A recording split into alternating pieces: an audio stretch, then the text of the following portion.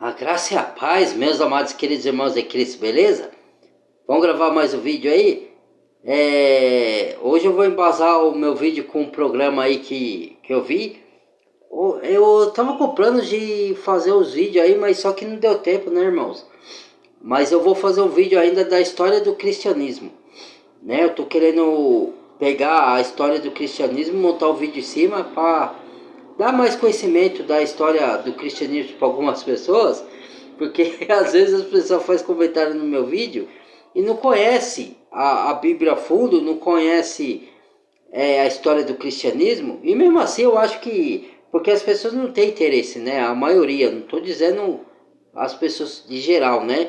Então elas vão fazer os comentários baseados nas suas próprias opiniões, não no que a Bíblia diz, entendeu? Então eu vou e todas as perguntas que as pessoas me fazem, ou o comentário que elas fazem criticando o que eu digo, eu respondo com um vídeo da história do cristianismo, ou respondendo de mim mesmo, eu respondendo a pessoa com base nas escrituras, com base no que está escrito lá.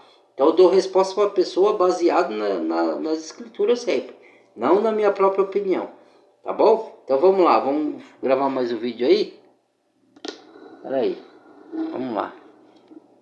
Eu gosto muito de vídeo de escatologia, né? O que é escatologia? É estudo das coisas do fim. Do final dos tempos, né? O final dos tempos que é o que vai acontecer, né? Nas profecias bíblicas, né? No futuro, o que está próximo aí. Vamos lá. Olá, que bom estarmos juntos mais uma vez. Espero que esteja tudo bem com você. Eu quero te convidar para uma reflexão sobre esse assunto que tem tudo a ver com as nossas vidas. As catástrofes aumentam cada vez mais.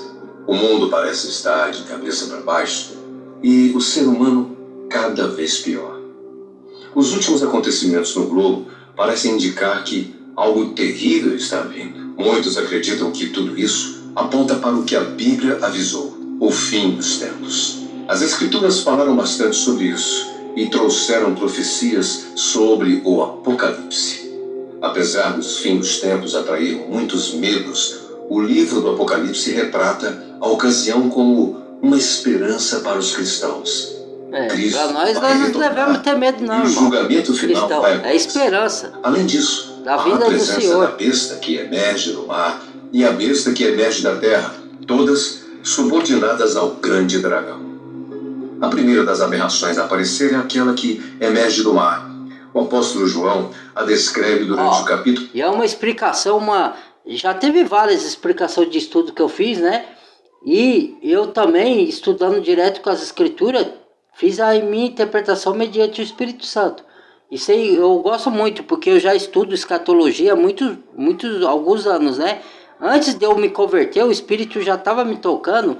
Eu comecei a ler as escrituras diferente da maioria, né? Que começa pelo Novo Testamento, Mateus ali, depois vai. Eu comecei a estudar as escrituras pelo Provérbios e Salmos. E depois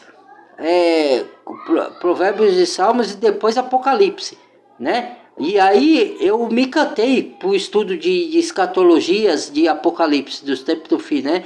Porque eu gosto das simbologias. Parecia que o Espírito Santo, ele estava me tocando para poder me revelar os códigos simbólicos da coisa. Ele queria me dar entendimento, para me pregar sobre essas coisas, entendeu? Para abrir os olhos da igreja, mediante o que vai acontecer no final dos tempos, para ela estar preparada, para estar igual o João Batista preparou o povo para a vinda do Senhor Jesus para o reino, naquela época que Jesus ia vir a primeira vez. Então nós que somos chamados, somos preparados e estudamos para poder, o Espírito Santo nos toca, para preparar as pessoas, para ela vigiar para o tempo que está por vir, para as coisas que estão para acontecer, para ela estar preparada para a vida do Senhor e para as grandes coisas que vai acontecer no mundo, as catástrofes, as mudanças, né, na área econômica e tudo mais, né.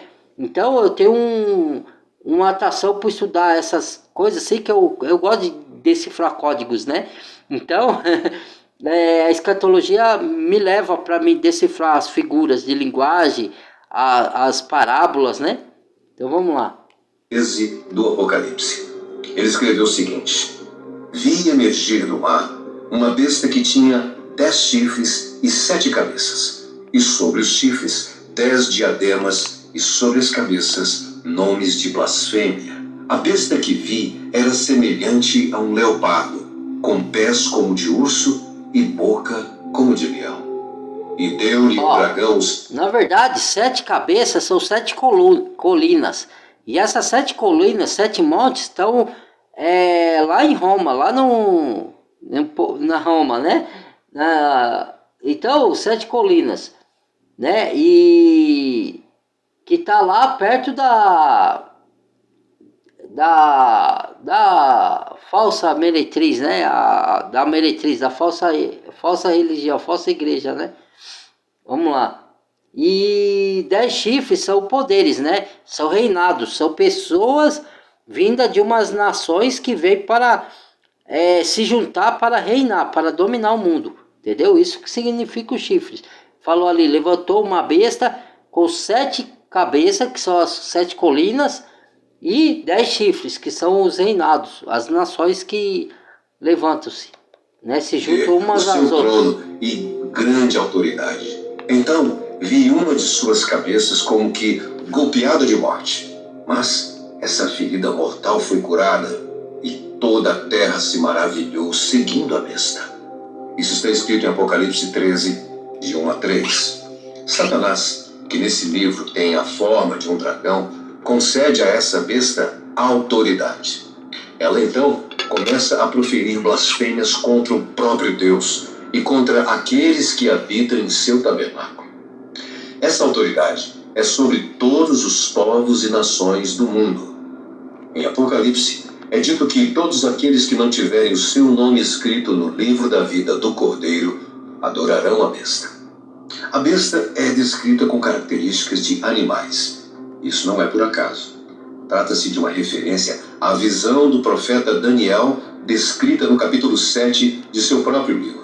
Daniel enxergou... É porque assim, ó, irmãos, falou ali, ó, todos da terra adorarão a besta, exceto aqueles que estão escritos no livro da vida do Cordeiro. Ou seja, quem se entregou a vida para Jesus foi lavado pelo sangue do Cordeiro e justificado. Então esses estão no livro da vida. Aqueles que não entregou a vida para Jesus não estão no livro da vida do Cordeiro. Então esses vão adorar a besta, o anticristo. Entendeu? E vão ir após ele. Entendeu? E vão se levantar contra o cristão. E mesmo que a gente pregue para eles, eles se falam que tem uma fé em Deus, é num outro Deus, não é no Deus verdadeiro. Porque a fé em Deus é mediante a palavra. E eles não têm fé na palavra, eles não têm sede da palavra, eles não têm fome da palavra. Eles querem bênçãos nesse mundo, mas não querem andar na obediência da palavra. Então eles seguem segundo o Deus desse século, que Paulo fala. O Deus desse século cegou o entendimento dos incrédulos para que não resplandeçam a luz do evangelho da glória de Deus. Entendeu? 4 bestas em forma de animais que simbolizam impérios que existiram ao longo da história. Isso, no Apocalipse, isso mesmo. a figura é a mesma. Portanto, a besta que emerge do mar representa vários governos. Todos aqueles que são anticristãos, ou seja, avessos a Deus e aos seus servos, são representados por essa besta. Mas, e os 10 chifres e as 7 cabeças? O que significam? Bom, para o povo da época, as 7 cabeças eram uma referência à cidade de Roma, que era chamada de Cidade das 7 Colinas. Como os romanos perseguiram os cristãos, era fácil entender a sua relação com a besta.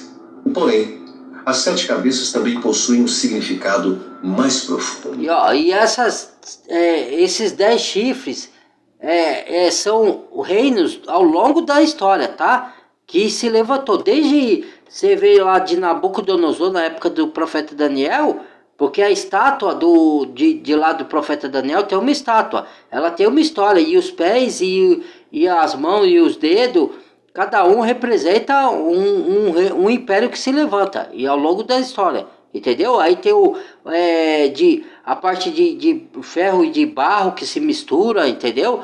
Tem várias partes lá e Daniel vai explicando a visão que o anjo deu para Daniel. Igual a visão que deu para o apóstolo João no livro de Apocalipse, entendeu?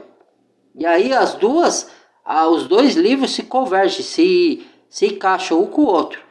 E aí o entendimento vai ficando mais pleno na nossa mente. O próprio versículo 9 do capítulo 17 de Apocalipse explica: aqui está o sentido que tem sabedoria. As 7 cabeças são 7 montes, nos quais a mulher está sentada. São também 7 reis. Além dos montes, representam 7 reis. A maioria dos teólogos entende que os 7 reis correspondem a grandes impérios mundiais. Seriam eles o primeiro babilônico, o assírio, o segundo babilônico, Isso mesmo. o medo-persa, o macedônio, o romano e o 7º império. Esse último é bastante discutido, mas geralmente entende-se que ele representa todos os reinos após o Império Romano. No mesmo capítulo... O sétimo reino é de Roma. É de Roma, não, da Igreja Católica, né? E sai de lá o 8º rei, né? Que ele vai ter uma descendência, né? E ele vai se unir com a Igreja Católica, né? Ele vem de uma viés islâmica e judaica, o anticristo. Mas ele vai se unir com o papado, que é o falso profeta. Entendeu? Aí sai de lá. Ele se mistura com o catolicismo, né? Com a falsa noiva. Porque fala que a mulher é identificada pela igreja. A igreja é chamada de mulher. Ou então a mulher está montada no poder civil, que é a besta. Entendeu? Mas depois a besta, que é o poder civil, derruba a mulher. Entendeu? Então, porque vai ser destruída todas as religiões, inclusive a católica. Entendeu? E vai ter uma única religião, que é a religião do anticristo. Entendeu? Aí, por isso que o poder civil, que é o poder do anticristo, vai derrubar a mulher que está montada nele, que é o poder religioso. Entendeu? Mas não o falso profeta. O falso profeta vai seguir com o anticristo. Eles vão, no dia do juízo, ser condenados juntos. Mas vai derrubar a igreja, porque o falso profeta só estava com a igreja erguida para enganar, para manipular. Mas depois que ela não tiver mais utilidade, derruba-se a mulher, que é a igreja, e só fica o anticristo com o falso profeta e sua única religião, que vai abranger o mundo todo, que não vai para o lado de Jesus, que vai para o lado da besta. Entendeu? Um 8º rei que surgiria. Nesse caso, estamos falando do anticristo. Já os 10 chifres possuem outro significado. A quantidade é exatamente a mesma do dragão. O dragão, porém, tem diademas na cabeça. Já a besta tem diademas em seus chifres. Isso quer dizer que o poder dado à besta vem de Satanás, o dragão. Quando a besta governa, na verdade quem governa é o Satanás. diabo. Em Apocalipse, o número 10 está ligado ao mal. No capítulo 17, João escreve que os 10 chifres representam também reis. Entretanto, enquanto as 7 cabeças são reinados literais, os 10 chifres são mais gerais. Apenas demonstram que vários governos do mundo se unirão para oferecer suporte e autoridade ao governo da besta. Agora, como explicar a ferida mortal que a besta recebeu na cabeça? Eu creio que esses, por exemplo, são 10 reinos, e os 7, 3 deles vão ir contra o anticristo. O anticristo vai fazer guerra contra esses 3 reinos, entendeu? E os outros vão ficar ali com medo e vão ficar do lado dele, entendeu? E depois ele vai sair para guerrear contra os santos de Deus, entendeu? Vamos ver a segunda explicação, a outra explicação que ele está dando aí. Cristãos que receberam o livro na época era uma clara referência ao governo romano que os perseguia. Isso porque Roma havia sofrido um duro golpe quando Nero incendiou a capital. Ele culpou os cristãos, o que fez surgir uma grande perseguição. E posteriormente, Nero cometeu suicídio. Diante desses duros golpes, pareceu que Roma sucumbiria. Porém, pouco depois surgiu Domiciano, outro imperador.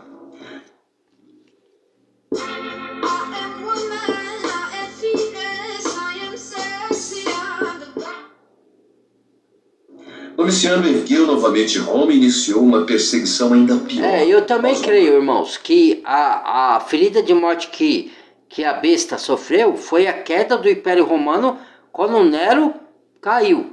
Nero cometeu o sui, né? E caiu. Aí, depois a besta ressurge. E todos se maravilham após a besta e segue a besta. Entendeu? Então, o que todos se maravilham após a besta, segue a besta. Segue o sistema da besta, que é o sistema corrupto. E aí a pessoa segue esse sistema. Então ela está seguindo a besta. Ela não segue o padrão da palavra de Deus. Ela segue o padrão do mundo, que é o sistema da besta. Entendeu? Por isso que todos se maravilham e seguem a besta. Porque amam o mundo. Entendeu? E para ela o sistema do mundo é correto, é certo, né? Elas não têm a visão enxergando espiritualmente pelas escrituras que esse sistema é maligno. Para ela tá tudo certo. O golpe sofrido pela besta estava curado. Quem não adorava o imperador tinha os seus bens confiscados, eram proibidos de participar de qualquer transação comercial e ainda passavam fome, tortura e exílio. O mundo adorava Roma e o imperador, assim como todos adoravam a besta. Por isso que nessa época de Nero, todo mundo acha que a marca da besta é espiritual só, porque naquela época Nero proibia. Os bens da pessoa eram confiscados, que não adorava o imperador e o seu sistema, né? E a pessoa era proibida de fazer qualquer transações comerciais, entendeu? Pelo imperador. Então, dizem alguns estudiosos que a marca da besta é espiritual. Ela é espiritual mesmo. Mas hoje ela não é só espiritual. Por quê? Porque naquela época não tinha como colocar uma marca física nas pessoas, né? Que fosse invisível, que ninguém percebesse. Entendeu? Como hoje tem. Poderia se colocar uma marca na mão ou na testa, mas não invisível. Ia ser colocada visivelmente. Mas essa marca tinha que ser invisível, lida só com o leitor. E só isso é só possível hoje diante da tecnologia. Entendeu? Porque como que o governo vai saber quem é da besta e quem não é, se ela não tiver um sistema de rastreamento? Entendeu? Significado histórico da época, o ferimento mortal significava outra coisa. Cristo venceu na cruz e por isso a besta foi mortalmente ferida e impedida de barrar o avanço do Evangelho. Também, então, pode ser ela também. Retornará ao longo do tempo e surgirá como a figura do anticristo. Claro que o significado da besta não se limita a um único momento na história. Ela representa o poder perseguidor de Satanás que opera através das nações e governantes do mundo ao longo de toda a história. A besta muda de forma e de aparência, mas sempre está presente em cada governo e sistema político do mundo e é essencialmente anticristo. Agora, vamos para a segunda besta, aquela que emerge da terra. Está escrito. Peraí, porque o que ele falou aí tá certo, que emerge ao longo da era nos governos, que é anticristo. Então, o que é anticristo? Aí você fala assim, tem governo que foi bom. Nenhum governo é totalmente perfeito, irmãos. O único governo, porque lá no Antigo Testamento quem reinava sobre o povo de Israel era Deus. Aí falaram, não, nós queremos um rei. Deus deu um rei humano e esse rei humano se corrompeu, que foi Saul. E Davi depois assumiu o lugar, foi o melhor rei que teve, só que mesmo assim ele errou e falhou e pecou, porque era humano. Entendeu? Então o único governo correto e justo é o de Jesus Cristo, que vai reinar no final dos tempos, depois de condenar a besta e o falso profeta ao lago de fogo e estabelecer o reino dele aqui nessa terra. Até lá, a maioria dos governos vão andar na corrupção, porque o sistema é corrupto. Se alguém entrar no governo e quiser fazer alguma coisa certa, a pessoa desaparece misteriosamente, entendeu? Então o sistema ele é corrupto. Então não vai ter nenhum governo bom. Assim, vão fazer atos bons aqui para a sociedade ou outro ali, mas não bom na sua totalidade, entendeu? Só para lubrificar o povo, para falar que ele é bom e para ganhar voto. Mas no frigir dos ovos, a maior parte das ações dele são corruptas e para prejudicar o povo mais do que para ajudar, né? E então significa isso aí, ó, que ele falou, ao longo das eras anticristão, porque eles não obedecem o que está escrito na Bíblia aí dentro do seu governo, entendeu? A outra besta emergia da terra. Possuía 2 chifres. O cordeiro, mas falava como dragão. Essa já é o falso profeta. Exerce toda a autoridade da primeira besta na sua presença. Faz com que a terra e os seus habitantes adorem a primeira besta, cuja ferida mortal fora curada. Também opera grandes sinais, de maneira que até fogo do céu faz descer a terra diante dos homens. Isso está em Apocalipse 13, de 11 a 13. Essa figura é um pouco menos complexa. Ela se assemelha a um cordeiro, mas fala como dragão. Ou seja, parece dócil, mas não é. O seu objetivo é fazer sinais para que todos se maravilhem e adorem a outra besta. É ela quem ordena que todos recebam a marca da besta como sinal de lealdade. O próprio livro do Apocalipse explica quem é essa figura, chamando de falso profeta, isso no capítulo 19. Ela simboliza a falsa religião e a falsa filosofia ao longo da história. Ela atrai como cordeiro, ou seja, pode parecer bom e que é de Cristo, mas não é. Aí. Todos os falsos profetas que ensinam falsas doutrinas e pervertem as escrituras fazem parte da besta que emerge da terra. Entende? Ela age desde a época do Novo Testamento, na forma dos judeus escribas e fariseus que crucificavam Jesus e eram aliados a Roma. Hoje em dia, são os sacerdotes religiosos que desvirtuam as pessoas, ensinando mentiras e buscando apenas o benefício próprio. É isso mesmo. Tá certo. As bestas são forças políticas e religiosas que ao longo da história uniram-se para desvirtuar a população e afastá-la de Cristo. Quando o Salvador chegar em grande... Por isso, irmãos, que esse sistema é corrupto e maligno, entendeu? Porque quando você vai para a Bíblia, você vê, enxerga que você foi manipulado a vida inteira. E aí é onde Cristo te liberta da sua mente, entendeu? Dos enganos, que você foi enganado a vida inteira e achando que os governos eram bonzinhos, que todo mundo era bonzinho. Esse sistema aqui é corrupto, é enganador, manipulador, entendeu? Aí você, quando vai para as escrituras, o Senhor te revela que você estava no erro e estava sendo enganado. E religiosas que ao longo da história uniram-se para desvirtuar a população e afastá-la de Cristo. Quando o Salvador chegar em grande esplendor e glória, todos os mortos ressuscitarão e ninguém escapará do seu juízo. Os salvos irão passar a eternidade nos céus, enquanto os ímpios serão condenados e punidos juntos com o grande dragão e os outros inimigos de Deus. No versículo 30 do capítulo 24 de Mateus, está escrito o seguinte: Então aparecerá no céu o sinal do Filho do Homem. Todos os povos da terra se lamentarão e verão o Filho do Homem vindo sobre as nuvens do céu, com poder e muita... Não tem arrebatamento secreto. Mateus 24, todo olho verão entre os cristãos nas nuvens, dia, o Senhor vindo no céu. A forma como ocorrerá e como o mundo vai caminhar até ele mudam de acordo com a interpretação. Trombetas já estão tocando. Alguns defendem que esse retorno será em 2 etapas, com a primeira sendo secreta e invisível, apenas para resgatar os salvos em Cristo Jesus. Já a segunda etapa seria visível para todas as pessoas e ocorreria após um período de grande tribulação. Aqueles que creem nisso geralmente pensam que a distância de uma vinda a outra será de 7 anos. Essa interpretação tem um nome bastante comprido. É chamado de pré-milenismo dispensacionalista clássico. Você vai ouvir muito falar em pré-milenismo, pré-milenista.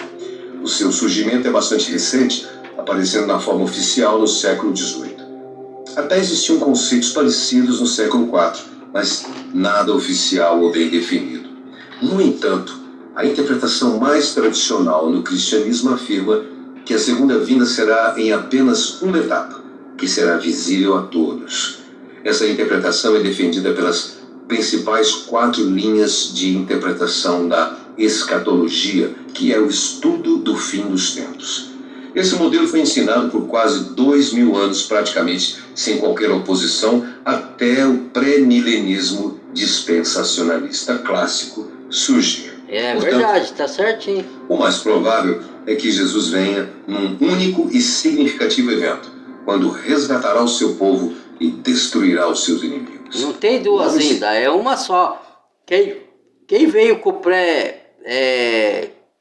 pré-arrebatamento foi essa linha aí que é nova, veio surgir agora aí no século XX, entendeu? Antes não tinha nada disso de pré-arrebatamento antes da grande tribulação. Surgiu novo isso aí. Não sei de onde os caras tirou isso aí. Vai vir 2 idas, vai tirar metade da noiva. Jesus vai levar metade e vai deixar a outra sofrendo aqui. A outra parte está lá nas bodas do cordeiro,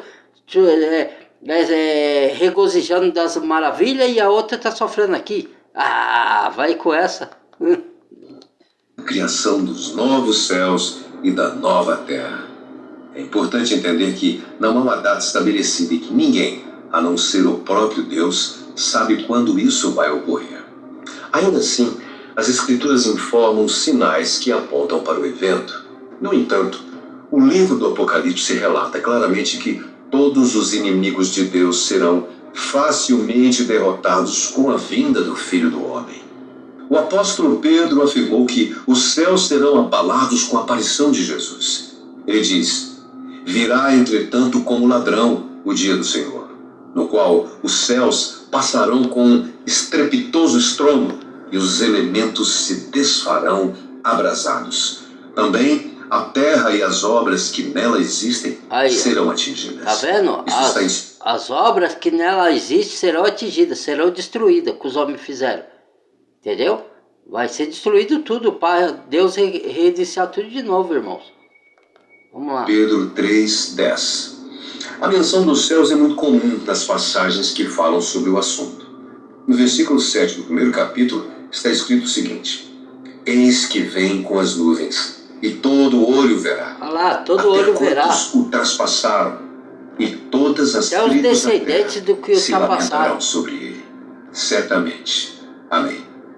Apocalipse 1:7.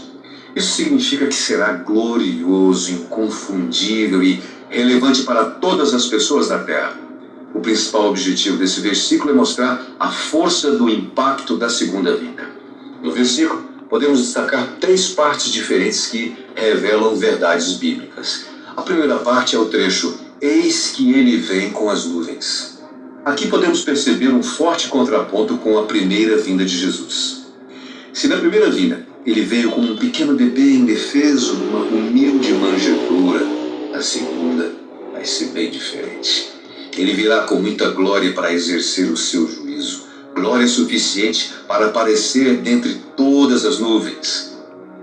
Já a parte do todo olho verá, até mesmo aqueles que o traspassaram, tem outras implicações. Dizer que todos verão implica dizer que a volta de Jesus será inconfundível e relevante para todos. Não haverá desculpas para ignorar a segunda vinda, pois todo olho verá. Ninguém vai poder dizer: ele veio, mas eu não vi, não fiquei sabendo. Aqueles que não creem serão julgados, pois não haverá desculpas. E por que todo olho verá? Diz a palavra que quando o evangelho do reino for pregado a todas as nações e chegar a todas as pessoas, aí virá o fim. Entendeu? E todo olho verá. Por quê? Porque hoje, mesmo que você... ele venha lá no... como que chama? Lá no... na onde vai ter a guerra do Armagedon, né? Em Sião. Mesmo que ele venha lá, mas Por isso que a vida está mais próxima do que os anos passados, né? Que eu falei, que os pais falaram e nunca veio, porque tem a tecnologia. Por meio da internet, mesmo daqui, de outro país, você vê o que está acontecendo no outro. Então ninguém vai ter desculpa que não viu, entendeu? E um vai passar para o outro, né? Porque vai ser assim, um vai passar para o outro, né? Os acontecimentos. Aquele que não viu nas redes sociais, na televisão, o outro vai passar, vai falar, olha, aconteceu isso, assim, assim, assado. E todos se escandalizarão e se lamentarão, porque não creram, alguns que não creram, né? A última parte do versículo menciona esse desespero geral. Cada parte do globo vai ouvir lamentos por causa de Jesus. Infelizmente já será tarde para arrependimento, por isso o choro será de dor e medo. Os ímpios vão chorar pela falta de esperança, demonstrando que o fim dos tempos terá a justiça divina como uma parte inerente. Cada um será julgado de acordo com as suas obras. Porém, o que poucos sabem é que há diferentes interpretações do livro do Apocalipse. A visão mais comum no imaginário popular é que vê os eventos apocalípticos como eventos futuros. Essa interpretação entende o conteúdo do livro como sendo linear, como se fosse uma narrativa tradicional. A partir do capítulo 4, a descrição inicia uma série de eventos que vão acontecer na grande tribulação. Esse período muito ruim começaria no final da nossa era atual. A igreja seria arrebatada por Deus e a terra, sem os cristãos, sofreria muito.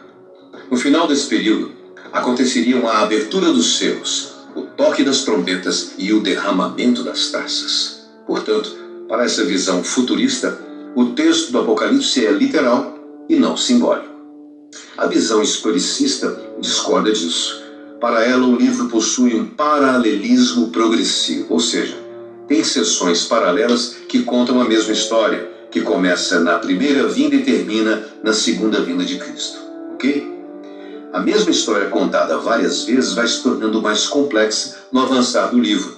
No final, a mensagem completa da revelação é dada. Bom, mas o que todo cristianismo concorda é que o fim dos tempos será quando Jesus retornar para salvar a igreja, condenar os ímpios e restaurar toda a criação.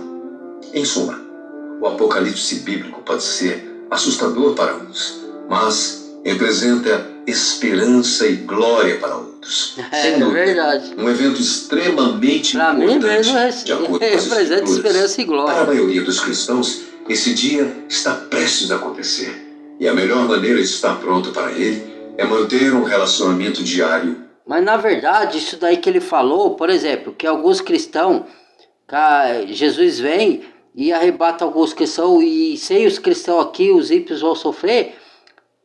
Eu não acredito nisso. Eu acho que vai ser arrebatado, mas depois da grande tribulação, os cristãos vão passar por tudo. Sabe por quê? Porque não tem lógica. Porque se o cristão sai daqui, diz que os judeus vão se converter. Como que eles vão se converter sem o Espírito Santo? Que é o Espírito Santo que convence do pecado. Entendeu? E outra. Sai a igreja arrebatada e fica todo o caos acontecendo aqui na terra, certo? Não faz sentido isso, porque lá no Egito o povo foi protegido na terra, que fugiu do faraó. Eles passaram, os apóstolos foram martirizados, não foram arrebatados, entendeu? E não faz sentido. Se você for estudar a fundo, você vai ver que não faz sentido a igreja ser arrebatada antes por vários fatores, entendeu? Porque, e outro fator, diz que o anticristo vai fazer guerra contra os santos e vencê-lo temporariamente. Com que santo o anticristo vai fazer guerra? Porque se a igreja não está aqui, né? E os judeus vão se converter depois, só se é esses santos, né? Mas mesmo assim, sem o Espírito Santo, sendo que as pessoas que vão combater contra o Cristo vão ser os selados. Selados por quem? Meu Deus do céu, se o Espírito Santo não está mais na terra, entendeu? Não faz sentido ser arrebatado antes. Tem vários versículos que apoiam que a igreja vai ser arrebatada e vai passar pela grande tribulação junto com os ímpios. Só que eles vão ser protegidos aqui na terra, mesmo que alguns perderem a vida, vão ser ressuscitados, e os ímpios vão ser condenados e não vão ter a proteção de Deus. Entendeu? É o que vai acontecer, é a maneira mais lógica. Através de Jesus Cristo. Por gentileza, deixe as suas opiniões nos comentários. Gostaríamos muito de saber o que você pensa, como você se posiciona com relação a isso. Muito obrigado pela sua companhia sempre tão especial. Até o próximo vídeo.